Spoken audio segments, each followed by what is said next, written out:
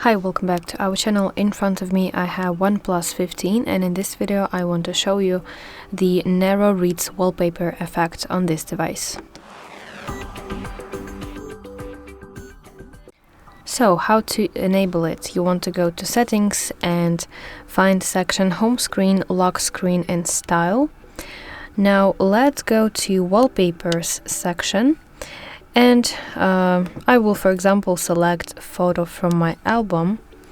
So I'll go with this one.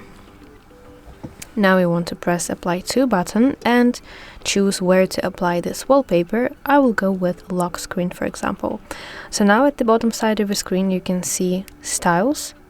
Tap here and find narrow reads effect. Additionally, you can adjust the blur.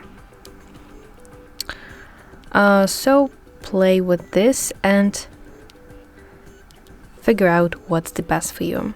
And finally, when you're ready, you have to tap apply button in the top right to save this wallpaper as your lock screen. So that's it. I really hope that you find this video helpful, and if so, please like this video and subscribe to our channel to see more content like this.